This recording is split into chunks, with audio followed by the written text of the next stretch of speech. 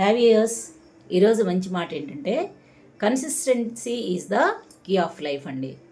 అంటే ఏదైనా ఒక పని చేస్తుంటే క్రమంగా ఖచ్చితంగా ఒకే సమయానికి ఒకే నిర్దిష్టమైనటువంటి సమయానికి ప్రతిరోజు మనము చేయాలి.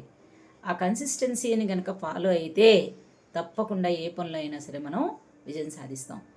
మనము చూస్తూ ఉంటాము, మనకి విద్యార్థులకి టైం టేబుల్ వేసేటప్పుడు కూడా, అలాగే పెద్ద పెద్ద పనులు కంపెనీస్లో ఏదన్నా ప్రారంభించాలన్నా, చేస్తూ ఉండాలన్నా, వాటి ఎగ్జిక్యూషన్ చేయాలన్నా ఒక నిర్దిష్టమైనటువంటి సమయాన్ని, కన్సిస్టెన్సీని వాళ్ళు ఫాలో అవుతారండి ఖచ్చితంగా. ఎందుకనంటే ఆ సమయానికి ఖచ్చితంగా కొన్ని రోజులు ఒకే పని ఒకే సమయానికి కనుక చేస్తే మన మైండ్ ఆటోమేటిక్గా దానికి ప్రిపేర్ అవుతుందండి, ఇప్పుడు ఇది చేయాలి అని చెప్పని.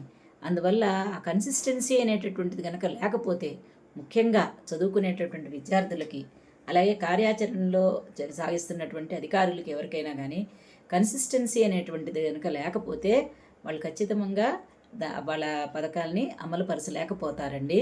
దానివల్ల ఏంటంటే కొంత గ్యాప్ అనేటటువంటిది వస్తుంది. అందువల్ల ఏ పనిలో అయినా సక్సెస్ అవ్వాలి అని చెప్పనంటే కనుక ఖచ్చితంగా కన్సిస్టెన్సీ అనేటటువంటిది ముఖ్యము.